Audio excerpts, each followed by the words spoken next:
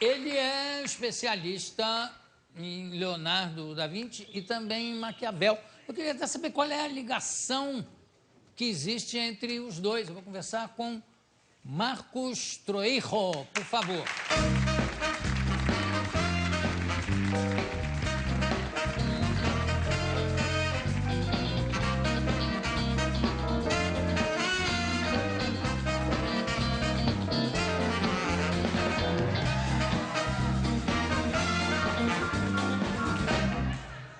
Nossa, o pessoal ali animadíssimo ali atrás.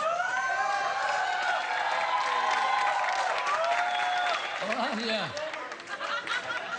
Ô Marcos, você é cientista político e diplomata. Sim. E muito moço.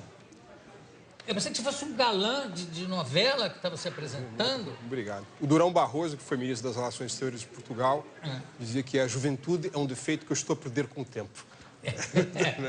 Tá certo. Mas que idade você tem? 44. É que parece menos mesmo. E você foi porta-voz do Brasil no Conselho de Segurança da ONU. E hoje é professor visitante na Sorbonne. É verdade. Qual é o seu assunto? É exatamente Da Vinci? É o quê? Não, na Sorbonne eu sou um pesquisador visitante sobre tecnologias contemporâneas e a influência da evolução tecnológica sobre a maneira pela qual as pessoas se comunicam, né? As redes sociais, etc. Eu faço parte do grupo de pesquisadores do Centro de Estudos sobre o Atual e o Cotidiano da Paris 5, que é a Sorbonne. Qual foi a analogia, qual foi a ligação que você encontrou entre o Maquiavel e Leonardo da Vinci? Bom, Jô, eu estudei ciência política. Quem estuda ciência política, quer queira, quer não, passa uma parte importante do tempo com Maquiavel. Maquiavel é o pai da ciência política, né? Ele criou uma disciplina que, num primeiro momento, separa a moral e a ética da política de outras morais e de outras éticas, por meio, sobretudo, da conhecida obra O Príncipe.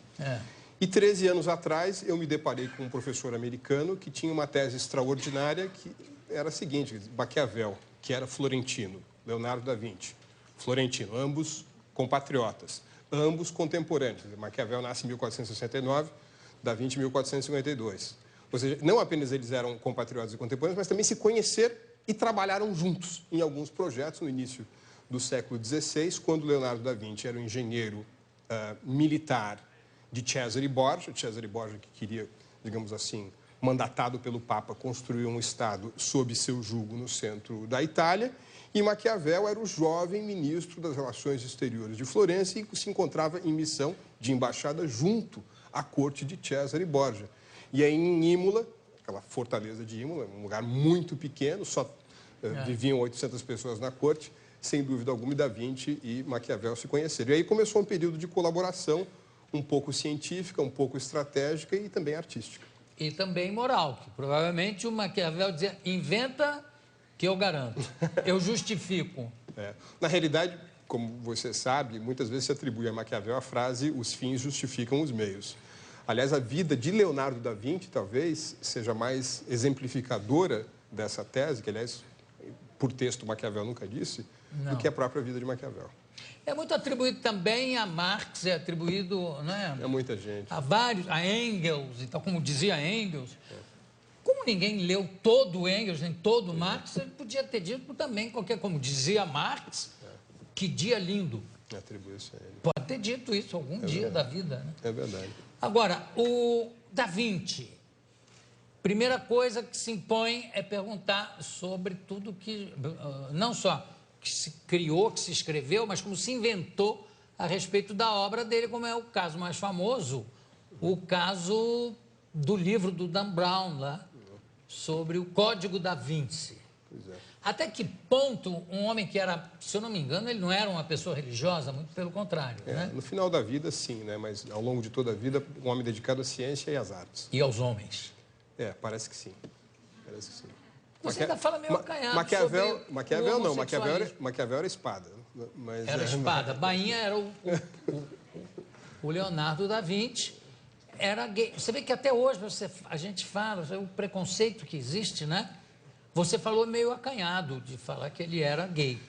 Não é, ele teve companheiros, né? Quer dizer, aliás, teve dois, Meltz e Salahi. É uma característica da vida dele, sem dúvida alguma. Tem alguma mulher na vida dele? Não. Ele teve uma relação muito próxima, mas de amizade, com uma das amantes do Duque Ludovico Sforza, né, com quem ele trabalhou de 1482 até 1499. Mas o Sforza também mandava muito nesses caras, né? Quer dizer, Michelangelo... Muito. Ele era um homem poderosíssimo e um homem que, num certo sentido, também incorporava a figura do mecenas dessa virada do século XV para o século XVI, porque ele levou uma série de artistas importantes. Agora, lembre-se, quando o Da Vinci vai trabalhar com ele no começo da década de 80, Da Vinci se apresenta, da famosa carta que Da Vinci escreve quase que pedindo um emprego para a Sforza, dos 10 pontos relacionados, em 9, Da Vinci se descreve como um engenheiro militar e não como um artista. Mas é claro que ele fez grandes coisas artísticas também em Milão, entre elas a nossa Última Ceia. Né? A Última Ceia e a Gioconda, a Mona Lisa, que tem um sorriso da pessoa que deu um pum e quer fingir que não foi ela. Não é? Uma coisa assim. Não é? Agora vamos botar aí a ceia, porque para um homem que na época não era, quando ele pintou, não sei em que época da vida dele ele pintou, mas não era um homem religioso, né? Ele não é um homem religioso, mas era uma encomenda, num certo sentido, religiosa, né? Embora aquele que encomendou tenha sido Ludovico Sforza, que era um homem... Foi o Sforza que encomendou também a ceia. E ele encomenda para o refeitório da igreja Santa Maria delle Grazie, em Milão. Aliás, essa imagem é uma imagem ainda anterior à última restauração. Hoje, quem for visitar o refeitório fica estupefato com a beleza extraordinária das cores que pulam em você. Né? Não, eu já vi essa restauração e realmente parece que foi feito ontem. Foi feito ontem. Aliás, um monumento também à imbecilidade humana pode se ver nessa imagem, porque logo abaixo ali da mesa, onde deveriam estar os pés de Jesus, um idiota resolveu abrir uma porta, imagina, e quebraram ali uma parte da pintura, né?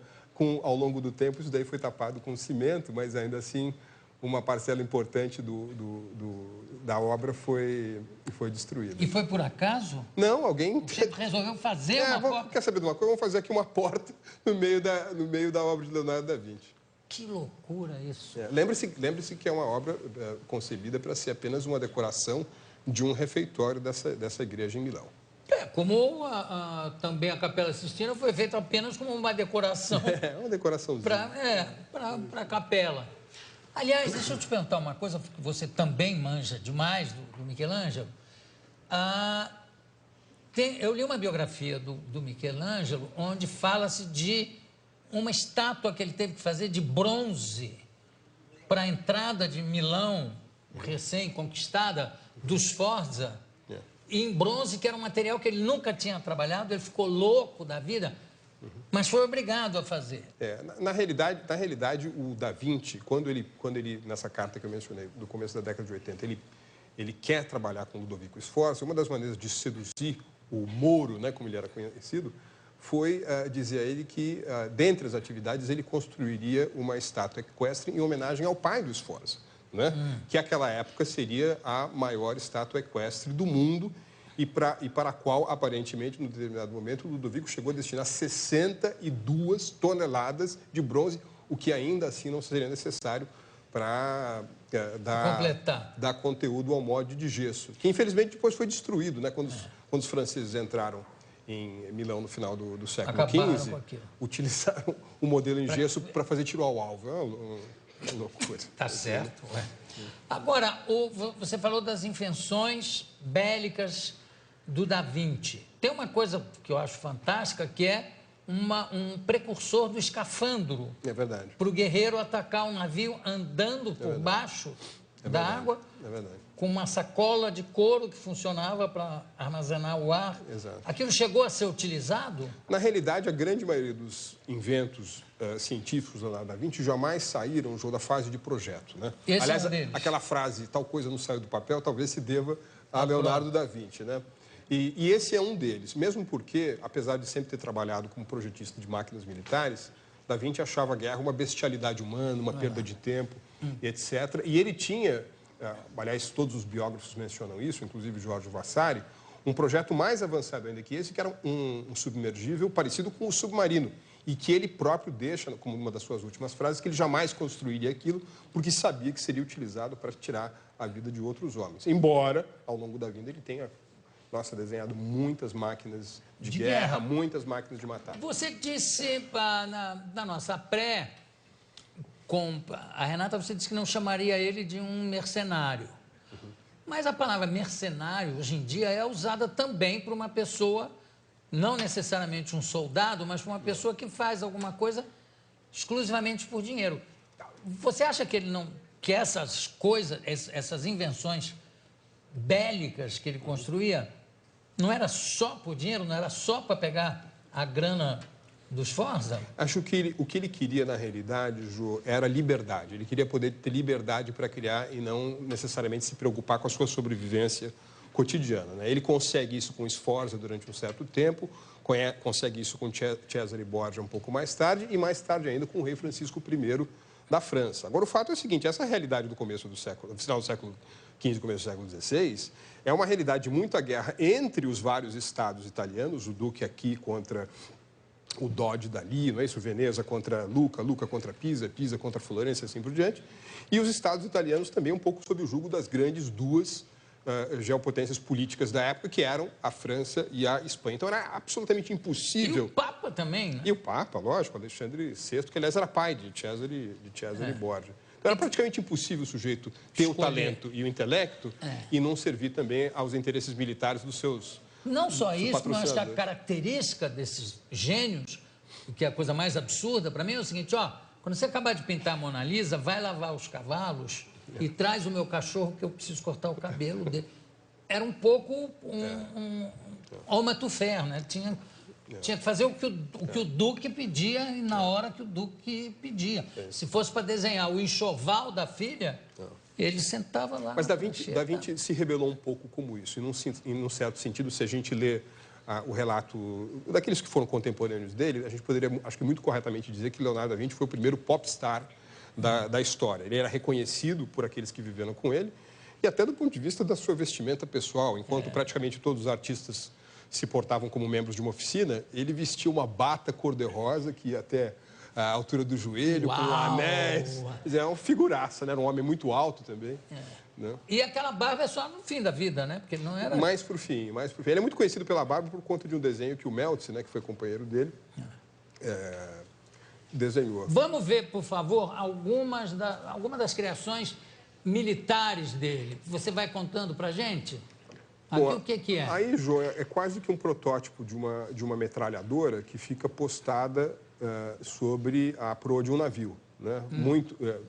Da Vinci muito preocupado com a guerra naval, né? Aliás, ele sempre teve uma grande preocupação com a guerra. Grande preocupação dele, né? A guerra naval? Muito grande, muito grande. Muito grande porque ele sabia também do poderio de Gênova, sabia do poderio de Veneza. Das grandes potências marítimas da época, e ele chegou a trabalhar para os venezianos que se encontravam em disputa com os turcos, por exemplo, né? Então, um projeto como esse caía... O que é aqui? Isso daí, João, é um exemplo muito interessante de como, por meio dos seus estudos de engenharia hidráulica, Maquiavel conseguia planejar... Maquiavel? Perdão, Leonardo da Vinci. Mas Maquiavel também, porque Maquiavel é autor de uma arte da guerra. E Maquiavel dedica não foi só o Sun Tzu que escreveu, Maquiavel também escreveu. Maquiavel tinha uma preocupação muito grande sobre a tomada de fortalezas. E nesse projeto, Leonardo da Vinci coloca um morteiro na parte externa do castelo, né? E por meio do seu estudo de engenharia hidráulica, ele consegue desenhar uma parábola que seria a trajetória a ser percorrida pelo míssil, né? Pelo ogivo, pelo canhão, dizimando aqueles que estivessem no interior da fortaleza. Vamos passar mais rápido, eu quero... Esse é um protótipo de um helicóptero, num certo sentido, né? Entre outras coisas, Da Vinci reconheceu que o ar também é um corpo sólido, e, portanto, ele pode, por meio de uma estrutura helicoidal, ser penetrada. Obviamente, isso daqui não daria certo, porque ele imaginava que a força motriz, ali quase que dá para ver uma manivelinha, né? Seria a própria força humana. E também inventou paraquedas também, antes do avião, né? Sem dúvida. E que também tinha objetivo militar, quer dizer... Claro. Né? Agora, eu queria mostrar duas coisas que eu acho muito curiosas. Eu até escrevi aqui, para não me esquecer, que no mesmo ano ele começa a pintar o afresco da batalha de... Aliás, o Michelangelo começa a pintar o afresco da batalha de Cascina na sala do conselho do Palácio Vecchio Fiorentino, aonde no outro muro, em frente, estava a batalha de Anghiari, né, na parede oposta. E é curioso a gente observar o tipo de curiosidade estética de um e de outro. Se bem que o Michelangelo também era gay, se eu não me engano, ou era mais bi, né? Quer dizer, o que estava ali ele achava ótimo. Então, olha só, aqui é o Michelangelo, que estava pronto aí, né? Que é a batalha... Qual é essa aqui? A batalha de... Agora eu me confundi, se essa é Anghiari... Anghiari é a outra. É a outra. Então, essa é a batalha de Cascina. Porque a batalha de Anghiari não chegou a ser terminada. Na realidade, aliás, esse é um dos grandes exemplos da colaboração entre Maquiavel e Leonardo da Vinci. Maquiavel era o responsável pela encomenda pública do mural A Batalha de Anghiari, né, que era uma coisa muito, enfim, querida pelos florentinos, etc. E ele lá mexeu os pauzinhos para que Leonardo da Vinci fosse o vencedor da encomenda. Agora, não chegou a ser construído, porque aqui é a do Michelangelo. Isso. Agora, o que eu acho curioso é o seguinte, a preocupação que a gente vê em toda a obra dele, com Davi, com Moisés, com o detalhe da anatomia do corpo humano. Pois é. E aí a gente vê um projeto, quer dizer, um esboço do Da Vinci, vamos mostrar? Outra batalha que era com cavalos, né? Esse é um estudo para a Batalha de Anghiari. De Anghiari, que é uma batalha entre forças de cavalaria. Agora, o curioso é que Da Vinci chegou, enfim, a concluir o mural como um todo, mas tinha um grande problema de fixação do tipo de composição química das tintas que ele escolheu para aquela parede úmida, né? E ele tentou secar várias vezes, nunca deu certo, as cores se mesclavam e hoje o que a gente tem da Batalha de Anghiari é uma belíssima reprodução, né? E temos uma belíssima cópia que Rubens fez e se encontra no Museu do Louvre. A gente até tinha separado essa olha aí. Essa é a Batalha de Anghiari. Essa é a Batalha de Anghiari. Mas já baseado em cima. Essa é uma cópia que Rubens fez do afresco pintado por Da Vinci, para o Palazzo Vecchio. Agora, é engraçado essa rivalidade, que devia haver uma rivalidade entre os dois, né? Face a face e não sobrou. Sobrou só. A do Michelangelo não se desfez. Ela teve mais consistência e perenidade. Imagina o que deve ter sido de gozação de um com o outro. Sua tinta caiu. Bom, eu conversei aqui com Marcos Trujillo. Parabéns, muito obrigado. Daqui a pouco a gente volta.